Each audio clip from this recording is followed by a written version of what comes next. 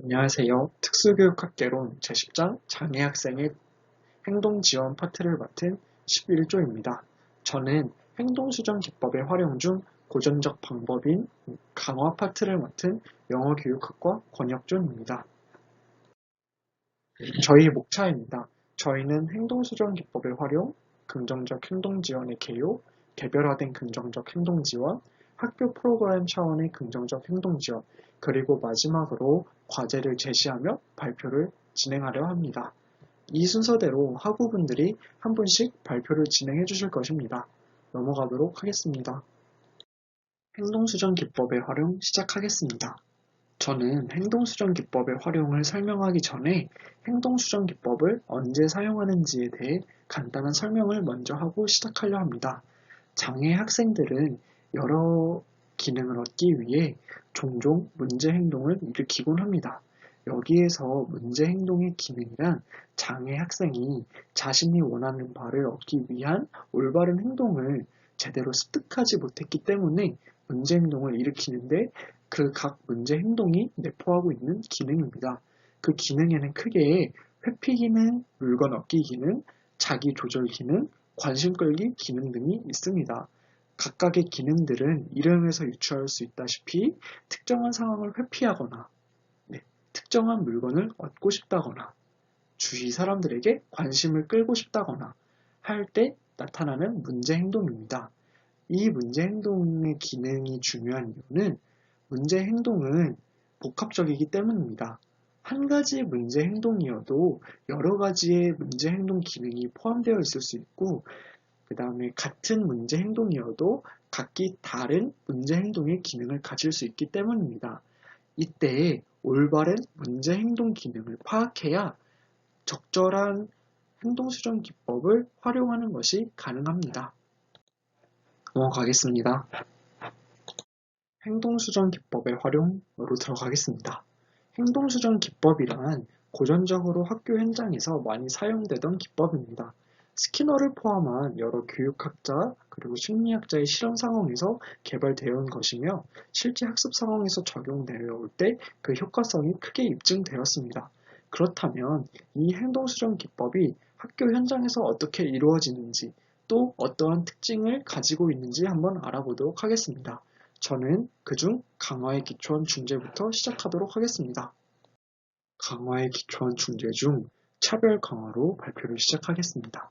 차별 강화란 특정한 행동에만 강화를 주는 것입니다. 이렇게 특정한 행동에만 강화를 주어서 바람직한 행동의 발현을 증가시키고 문제 행동을 감소하고 없애기 위해서 사용합니다. 선택적으로 원하는 행동만 강화를 하고 조작적인 환경을 만들어서 장애 학생을 훈련시킨다는 특징이 있습니다. 학교 현장에서 사용하는 차별 강화의 예시로는 대체 행동 차별 강화, 상반 행동 차별 강화, 반응 빈도 0 차별 강화 등이 있습니다. 대체 행동 차별 강화로 예시를 들어 설명하자면 장애 학생이 평소에 자주 하던 올바르지 않은 행동을 하지 않고 적절한 행동을 했을 때 그 행동의 강화, 즉 상이나 선물을 줌으로써 학생에게 올바른 행동의 빈도를 높이기 위한 행동수정 기법입니다. 이렇게 올바른 행동에만 강화가 이루어져 올바른 행동은 증가시키고 문제 행동은 감소시킬 수 있다는 특징을 가지고 있습니다. 다음은 토큰 경제입니다. 토큰 경제는 특수학급뿐만 아니라 일반 학급 혹은 사회에서도 많이 사용하는 강화에 기초한 행동수정 기법입니다. 학급에서 예시를 들자면 장애 학생이 올바른 행동을 했을 때 약속된 학급의 돈 혹은 토큰을 지급합니다. 이후 학급에서 협의한 특정한 시간에 장애 학생은 지급받은 토큰들로 원하는 강화물을 선택하여 획득할 수 있습니다. 이 기법을 통하여 장애 학생의 방해 행동을 감소시키고 주의 집중 시간을 크게 증가시킬 수 있습니다. 이 토큰 경제를 잘 활용하기 위해서는 진짜 적절한 토큰과 강화물을 선택을 하는 것이 필요로 하고 연속적인 강화물이 잘 연관이 되어야 합니다. 마지막으로 행동계약입니다. 행동계약이란 교사와 학생이 올바른 행동 등 중재하고자 하는 것과 보상에 대해 계약서로 작성을 하는 것입니다. 이 행동계약의 특징으로는 사전합의가 꼭 필요하다는 것이 있습니다. 왜 사전합의가 필요하냐면 학생과 상호 동의를 먼저 가진 후에 그 상호 동의를 통해 타당성을 갖기 위해서입니다.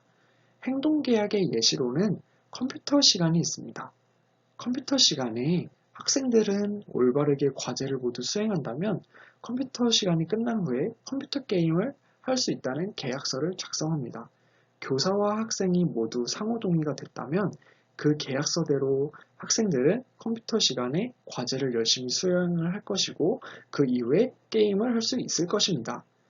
여기까지 행동수정기법의 활용 중 강화에 기초한 중재였습니다. 이 다음으로 이어질 소거에 기초한 중재부터는 다른 학우가 발표하도록 하겠습니다. 감사합니다. 안녕하세요. 행동수정 기법의 소거와 혐오적 중재에 대해 발표할 영어교육과 19학번 강초롱입니다. 먼저 소거를 보겠습니다. 소거는 장애 학생의 문제 행동을 촉발하고 유지시키는 것으로 보이는 강화를 제거해 문제 행동을 감소시키는 것입니다. 문제 행동의 감소를 위한 소거의 종류는 두 가지가 있습니다. 문제 행동의 촉발 원인을 제거하는 강화물 소거, 문제 행동으로부터 얻고자 하는 감각적 피드백을 제거하는 감각적 소거가 있습니다. 이 예로는 학생이 관심을 받기 위해 소리를 지르는 경우 교사가 학생이 소리를 질러도 관심을 주지 않는 관심이라는 강화를 제거하는 방식으로도 사용될 수 있고, 감각적 소거는 습관적으로 손톱을 물어뜯는 학생이 있다면 학생이 손톱이나 손가락에 감각적 자극을 얻지 못하도록 골무를 씌워주는 방식으로도 사용될 수 있습니다. 이러한 소거를 사용하는 데에는 몇 가지 주의사항이 있습니다. 자해행동, 공격행동과 같이 급격히 감소시켜야 하는 경우에는 문제 행동을 감소시키는 데 시간이 조금 걸리는 소거를 사용하는 것을 지양해야 합니다. 둘째로 문제 행동의 일시적인 증가와 학생의 공격성이 늘어날 수도 있다는 소거의 부작용이 있으므로 학생에게 소거를 사용할 때에는 차별 강화나 선행사건 중재 등의 다른 방법과 병행하여 부작용을 줄이고 소거를 좀 더 효과적으로 사용하는 것이 좋습니다. 실제로 선행사건 조작, 소거, 차별 강화 세 가지 방법을 융합하여 문제 행동을 수정하고자 한 연구에서 우는 아동의 문제 행동이 이 세 가지 중재를 통해 소거되었음을 알 수 있었습니다. 다음으로 혐오적 중재인데요. 혐오적 중재는 앞선 강화, 소거 등이 문제 행동 감소에 효과가 없었거나 시급히 멈춰야 하는 경우에는 사용할 수 있는 네 가지 방법이 있습니다. 먼저 벌을 보겠습니다. 벌은 문제 행동이 발생한 직후에 주어지는 후속 자극으로서 우리가 교실에서 문제를 일으킨 학생에게도 가장 쉽게 줄 수 있는 중재 방법인데요. 하지만 이러한 별을 사용하기 위해서는 다음 세 가지를 잘 고려한 뒤에 적용해야 합니다. 먼저 선행사건을 중심으로 중재하려는 시도가 있었는지, 문제 행동의 유지 요인은 무엇이고 그 기능은 무엇인지 분석했는지, 그리고 적절한 행동을 가르치기 위한 체계적이고 계획적인 시도가 있었는지를 고려한 뒤에 적용해야 합니다. 벌은 문제 행동을 줄이기 위한 수단으로 효과적이고 간편하게 잘 사용되지만 실제로 장애 학생에게 긍정적인 영향을 주지는 못하므로 다른 중재 방식들과 함께 사용하여 좀 더 효과적인 중재 방안으로 개발되어야 합니다. 두 번째로 반응대가입니다. 반응대가는 학생이 지닌 강화를 잃게 함으로써 문제 행동을 줄이도록 하는 일종의 벌금 절차입니다. 잘못해서 내는 벌금이 돈이나 점수가 아닌 학생이 원래 지니고 있던 강화가 되는 것입니다.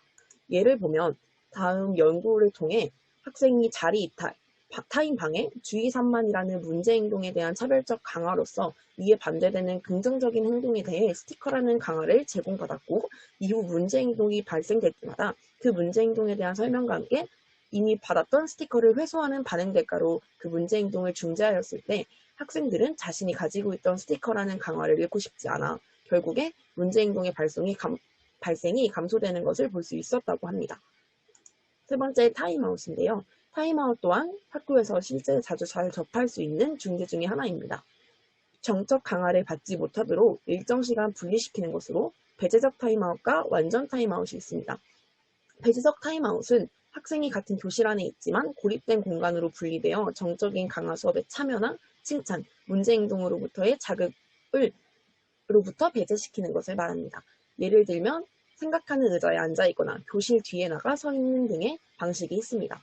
완전 타임아웃은 일정 시간 아예 교실이 아닌 다른 공간에 격리되는 것으로 실제 학교에서 완전 타임아웃을 취하는 경우는 드물다고 느꼈습니다.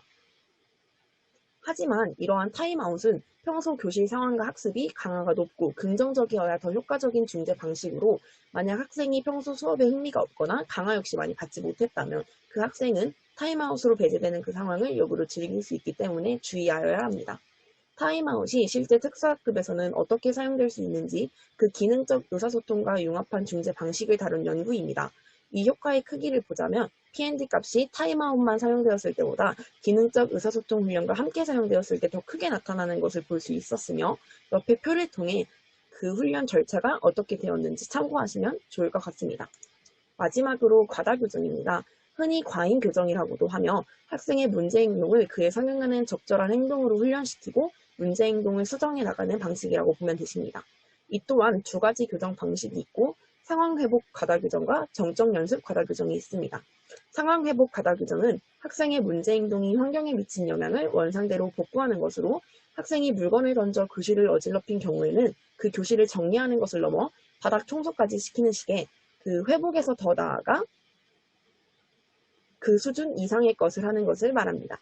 정적 연습 과다 교정은 문제 행동에 대한 바람직한 행동을 반복적으로 연습하도록 해 문제 행동을 없애고 올바른 행동을 할 수 있도록 하는데요.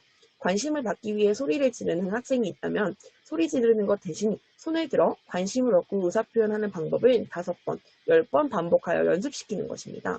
이러한 과잉 교정은 학생에게 지나친 반복을 강조해 학생의 반항심이나 적대감을 키울 수 있고, 지나치게 강압적으로 이루어지는 경우에는 윤리적인 측면에서도 문제가 제기될 수 있으므로 적절하게 사용되어야 합니다.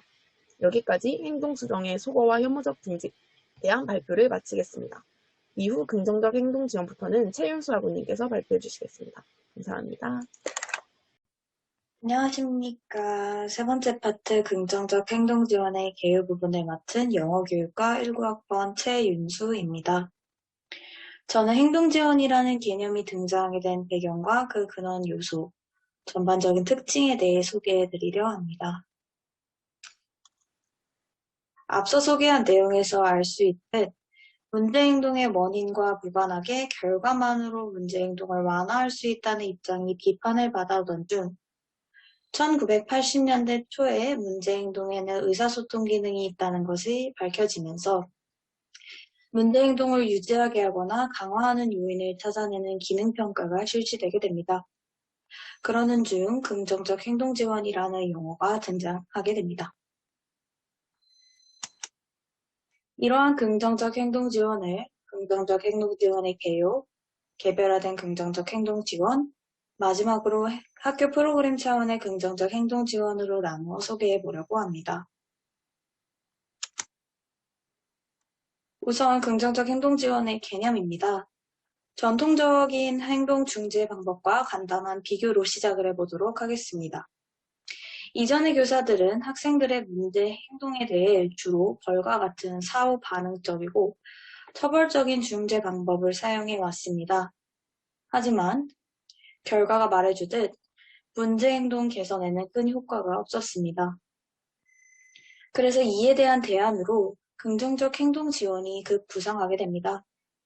이 접근법은 학생들의 문제 행동이 덜 만들어지고 유지하게 되는 것에 초점을 둡니다.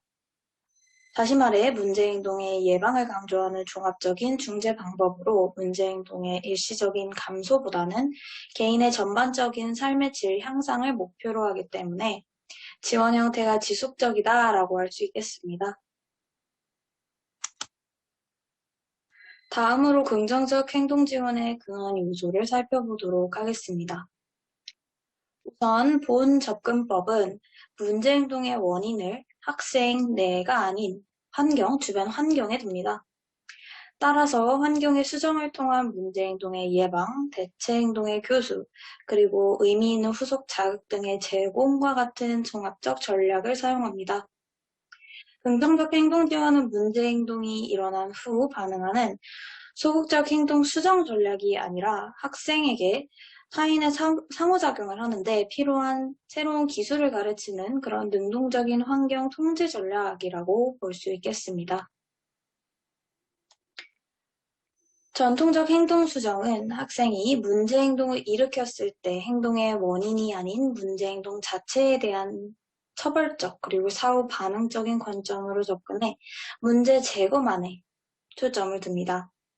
하지만 긍정적 행동 지원은 전통 방법인 행동수정과 달리 사전 예방을 강조하죠. 바른 행동을 가르쳐 주는 데 초점을 둔다는 말입니다. 즉, 행동 자체를 없애기보다는 기능 파악을 위주로 문제 행동과 동일한 기능을 갖지만 사회적으로 용인이 되는 그런 효과적이고 쉬운 행동을 가르치는 것이 특징인 접근법입니다. 전통적 행동 수정과 긍정적 행동 지원의 비교를 이렇게 정리할 수 있겠습니다. 이때 전통적 행동 수정의 중재법과 긍정적 행동 지원의 중재법의 차이를 인지하고 이해하는 것이 가장 중요한 부분이 될 것 같습니다. 정리를 하면 긍정적 행동 지원은 학생의 문제 행동이 덜 발생하게 만들고 유지하는 것에 초점을 두는 그런 문제 행동 해결 방법입니다. 즉, 문제 행동의 예방을 강조하는 종합적인 중재 방법으로 문제 행동의 일시적인 감소보다는 개인의 전반적인 삶의 질 향상을 목표로 하기에 지원의 형태가 지속적입니다. 다시 말해 문제 행동을 다루는 가장 적절한 시점은 문제 행동이 발생하기 전에 예방이라고 할 수 있겠습니다. 이렇게 긍정적 행동 지원의 개요 부분을 마무리하겠습니다. 감사합니다. 안녕하세요. 저는 개별화된 긍정적 행동 지원에 대해 발표할 1호 교육과 18학번 신유진입니다. 앞서 말씀드린 긍정적 행동 지원 중 개별화된 긍정적 행동 지원의 절차와 계획안 작성 방법에 대해 소개하겠습니다. 개별화된 긍정적 행동 지원의 절차입니다. 지원 절차는 문제 행동의 정의, 기능평가 수행, 가설 수립, 행동 지원 계획안 개발, 계획안의 실행, 평가, 수정, 의 순서로 이루어집니다. 먼저 문제행동 정의 단계에서는 문제행동의 우선순위를 정하고 정의하는 단계입니다. 아이의 문제행동을 지도하려고 할 때 여러 가지 문제 중에서 우선으로 지도해야 할 것을 찾아야 합니다. 우선순위를 정하는 순서는 파괴행동, 방해행동, 경미한 방해행동 순서로 중재가 되어야 합니다. 파괴행동은 자신이 다른 사람에게 해가 되는 위협적인 행동, 예를 들면 때리기나 자해 등이 있고, 방해행동은 자신이나 다른 사람을 즉각적으로 해롭게 하는 것은 아니지만 긍정적인 발달을 방해하는 행동이며 찝찝기 등이 있습니다. 마지막으로 경미한 방해행동은 자기 나이에서 일반적으로 기대되는 행동에서 벗어나는 행동을 말하며 의자 흔들기, 물건 돌리기 등 반복 행동이 있습니다. 이러한 순서로 문제 행동이 우선순위를 정하고 나서 조작적 정의를 해야 합니다. 조작적 정의란 관찰할 행동을 관찰 가능하고 측정 가능한 용어를 사용하여 조작적으로 정의하는 것을 말합니다. 예를 들면 예진이는 1시간 동안 7번 옆 친구와 소리를 내어 이야기한다 로 나타낼 수 있는데 7번이라는 측정 가능한 용어와 소리를 내어 이야기한다 라는 관찰 가능한 용어로 나타내는 것을 의미합니다. 다음 단계로는 기능평가 수행 단계입니다. 기능평가는 쉽게 말하면 문제행동의 이유를 찾는 것입니다. 아까 앞에서 설명드린 기능평가를 수행하여 교육력, 건강상태, 선호도, 강점 등과 같은 개괄적인 정보와 문제행동과 밀접한 관련이 있는 사건인 구체적인 정보를 알아냅니다. 문제행동을 일으키는 특정 상황을 예측하고 그러한 행동에 의해서 얻게 되는 기능이 무엇인지 파악하는 단계입니다. 다음으로는 가설 수립 단계입니다. 가설은 특정 사건과 문제행동 간의 관계가 무엇인지에 대해 파악하는 단계입니다. 가설을 세울 때는 선행사건, 추정기능, 조작적 정의로 쓰인 문제행동, 이 세 가지 요소가 포함되어야 합니다.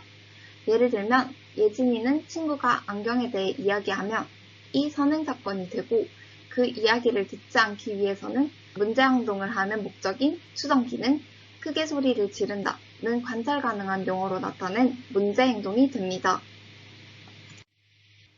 네 번째로는 행동지원 계획안 개발 단계입니다. 긍정적 행동지원 계획을 개발하는 데는 여러 가지 방법이 있는데 선행사건이나 배경사건을 변화시킬 수도 있고 문제행동과 동일한 목적을 수행할 수 있는 대체기술을 가르칠 수도 있습니다. 또한 행동 수정의 방법을 사용할 수도 있고 정기적인 지원을 할 수도 있습니다. 자세한 내용은 뒤에 가서 예시를 들면서 소개하도록 하겠습니다. 마지막 단계에서는 계획안의 실행, 평가, 수정 단계입니다. 행동 지원 계획이 효과가 있는지, 그렇지 않다면 좀 더 효과적이기 위해서는 어떤 수정이 필요한지를 파악하고 수정해서 다시 실행해보는 단계입니다. 다음으로는 긍정적 행동 지원 계획안 작성 방법입니다. 긍정적 행동 지원 계획안은 크게 선행사건 중재, 대체기술 교수, 문제행동에 대한 반응 중재로 구성됩니다. 저는 중증 자폐성 장애 17세 학생을 대상으로 조사한 논문을 바탕으로 계획안을 만들어 보았습니다. 이 학생은 선호하는 강화물인 동화책을 얻지 못하고 선호하지 않는 유형인 과제 글쓰기가 요구되면 신체를 깨물거나 때리고 머리를 박거나 헛구역질 또는 구토하는 문제 행동을 보이는 학생입니다. 먼저 배경사건 및 선행사건 중재에서는 문제 행동을 일으키는 요인으로 파악된 특정 사건을 제거하거나 수정하고 바람직한 행동과 관련된 사건들을 도입하거나 증가시키는 중재입니다. 예를 들면 선호하는 강화물을 보이지 않는 사물함에 보관하거나 과제를 선호하는 양식으로 재구성하는 방법이 있습니다.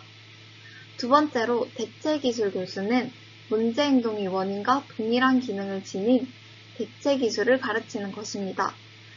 예를 들면 공격 행동을 했을 때 강화물을 얻을 수 있었던 공격 행동 대신 뭐뭐 주세요 라고 말하는 대체 기술을 가르치는 것입니다. 선행사건 중재나 대체기술 교수를 통해서도 문제행동을 완전히 제거하지 못할 때는 문제행동에 대한 반응 중재가 계획되어야 합니다. 예를 들면 위험한 물건을 치우고 스스로 자해행동이나 공격행동을 멈출 때까지 기다리고 적절한 구어적 표현을 하면 즉시 요구하는 강화제나 활동을 제공하도록 계획하는 것입니다. 여기서 주의할 점은 문제행동에 대한 반응을 계획할 때 윤리적인 부분을 고려하여 혐오적인 절차의 사용을 지양해야 한다는 주의점이 있습니다. 아래의 표를 봐서도 알 수 있듯이 긍정적 행동 지원으로 공격 행동 평균 발생률은 현저히 감소하였으며 수역 참여 행동 평균 발생률은 늘어 유의미한 효과를 얻었다는 것을 알 수 있습니다. 교과서 270쪽에 그림 10-2에 더 자세한 예가 있으니 참고하시면 좋을 것 같습니다. 학교 프로그램 차원의 긍정적 행동 지원을 발표할 경제학과 19학번 정여은입니다.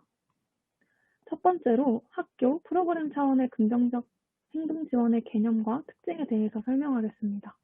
먼저 개념은 모든 학생들의 개별적 행동, 교육 환경, 사회적 문화를 향상시키는 것을 목표로 하는 팀 중심의 접근 방법입니다. 앞서 다뤘던 긍정적 행동 지원이 학교와 프로그램 차원에서 접근되는 것을 뜻합니다. 밑에 나온 특징과 함께 살펴보시면 더 잘 이해가 되실 겁니다. 바로 이전 발표에서 다뤘던 개별화된 긍정적 행동 지원에서 이제는 학교에서 나타나는 여러 가지 문제 행동을 다룰 수 있는 포괄적이고 예방적인 시스템을 바꿀 수 있는 접근법이 필요하다는 의견이 개진되면서 보다 확장된 긍정적 행동 지원이 바로 학교 프로그램 차원의 긍정적 행동 지원입니다. 두 번째로 장애아동뿐만 아니라 일반 아동도 포함하여 문제행동의 심각성에 따른 수준별 지원과 문제행동의 예방에 초점을 두는 긍정적 행동 지원이라고 할 수 있습니다. 마지막으로 이 학교 프로그램 차원의 긍정적 행동 지원은 문제행동 예방을 위한 일반적인 교육 과정이 아닌 총체적인 과정을 의미하고 이러한 과정을 운영하기 위해서는 필수적인 시스템이 강조됩니다. 학교 프로그램 차원의 긍정적 행동 지원은 지원의 목적에 따라서 행동 지원의 강도와 범위를 3단계로 분류합니다. 이렇게 피라미드 모양으로 나타나 있는데요. 맨 아래에 보시면 1차 예방은 모든 학생을 위한 예방적인, 보편적 지원을 나타냅니다. 만약 학교 전체 차원에서 지원이 이루어진다면 전교생이 대상이 되는 것이고 학급 차원이라고 한다면 반의 모든 학생을 대상으로 하는 것입니다. 다음으로는 2차 예방입니다. 2차 예방은 문제행동의 위험이 있는 표적 집단을 대상으로 지원을 합니다. 약 5%에서 10% 차지합니다. 조금 더 자세한 예시는 다음 장에서 설명을 드리겠습니다. 마지막으로 3차 예방은 소집단이나 특정한 개인을 대상으로 하는 집중적인 개별 지원을 의미합니다. 학교 차원의 긍정적 행동 지원에 대해 조금 더 자세히 예시를 들어 설명하겠습니다. 이번에도 제일 아래 1차 예방부터 확인해 봅시다. 학교 차원에서 보편적으로 지원하는 범위는 친사회적 기술이나 행동 기대치입니다. 예를 들어 학교 내에서 학급 내 친구들과 함께 협동하는 것, 자발적으로 남을 돕기 위해 상황에 따라 행동하는 것들을 배우게 되는데요. 전체 학생, 학급 대상 특별 프로그램 교수 전략이 사용돼 지원되기도 합니다. 초, 중, 고등학교 때 모든 학생을 대상으로 아침 조회 시간에 인성교육 영상 등을 본 것도 이에 속합니다. 다음으로는 2차 예방입니다. 여기서는 1차 지원만으로 성공하지 못한 학생에 초점을 맞춥니다. 자기관리, 체크인, 체크아웃, 소그룹 사회 기술을 지도하고 목표 행동 중재 프로그램을 사용합니다. 일반적으로 학교 내 전체 학생의 5에서 10%에게 지원을 제공합니다.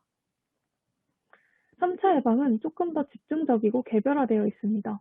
새로운 상황에서 대체 및 적응 행동에 대한 적극적인 교육이 이루어지고 문제 행동의 가능성을 줄이기 위해 개별적이고 체계적인 절차에 따라 지원이 됩니다. 이때에는 개별적인 학생이 나타내는 문제 행동을 파악하고 그 개별화된 문제 행동을 줄이기 위해 대처 방안을 지원하는 것입니다. 이는 개별화된 긍정적 행동 지원과도 유사하다고 할 수 있습니다.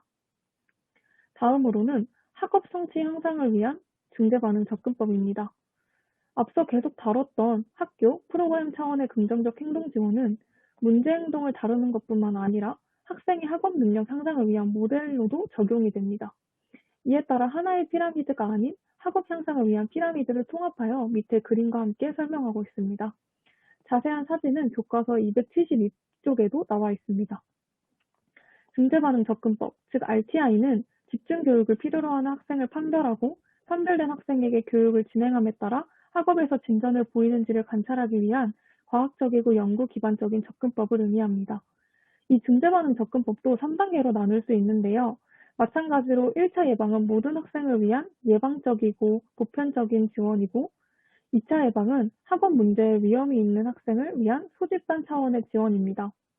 3차 예방은 고위험 학업 문제를 보이는 학생을 위해 전문적이고 집중적이며 개별화된 지원이 이루어집니다. 약 1에서 5%가 이에 속하는데 학업 성취에 있어 큰 문제를 보이는 학생이 이 대상이 됩니다. 마지막으로 학습한 RTI를 실제 학습 장애 진단에서 활용한 예시를 확인하고 또한 장점과 단점을 확인하겠습니다. 오른쪽 두 표를 보시면 학습장애 대상으로 실제 중재반응 모형을 적용한 수업 계획표입니다. 위에 있는 표가 1차 지원이고 밑에 있는 표가 2차 지원입니다. 2차 지원을 보시면 1단계와 비교했을 때 조금 더 세분화된 것을 확인하실 수 있습니다. 1차 지원, 즉 모든 학생을 대상으로 하는 보편적 지원만으로 학업에 있어 어려움을 겪는 학생들을 대상으로 세분화된 내용을 학습시키는 지원입니다. 일정한 거리를 이동한 물체의 빠르기를 비교할 때 일반 수업에서는 1차 시만으로 학생이 이해하고 수업을 따라오지만 2차 지원의 대상이 되는 학생들은 이에 어려움을 겪기 때문에 두 번의 수업으로 나누어 같은 단위를 비교하고 이후 같은 단위를 혼합하여 가르치는 것도 확인하실 수 있습니다. 이러한 적용에는 장점과 문제점 두 가지 측면이 존재합니다. 먼저 장점은 예방적 차원에서 접근할 수 있다는 점입니다. 학생이 겪는 학습의 어려움을 미리 진단하고 그에 따라 높은 질의 수업을 제공할 수 있다는 점이 RTI 적용의 장점입니다. 하지만 문제점도 존재합니다. 첫 번째로는 RTI가 새로운 학습장애의 개념을 제공하고 있는지에 대한 문제입니다. RTI가 제공하는 학습장애는 중재에 대한 부적절한 반응이나 무반응인데 이 중재에 대한 반응만으로 모두 학습장애 아동으로 판별할 수 있는가에 대한 문제가 있습니다. 또한 현재 RTI 모델은 학령 초기에 기초적인 읽기에 중점을 두고 있어서 고학년 수준에서 어떻게 학습장애를 진단할 것인지나 언제 최초로 내용 영역에 학습에 어려움이 발생하는지에 대해서는 시사하지 못한다는 문제점이 있습니다. 여기까지 저희 11조가 준비한 발표 내용입니다. 과제는 이것입니다. 지금까지 발표를 들어주셔서 감사합니다.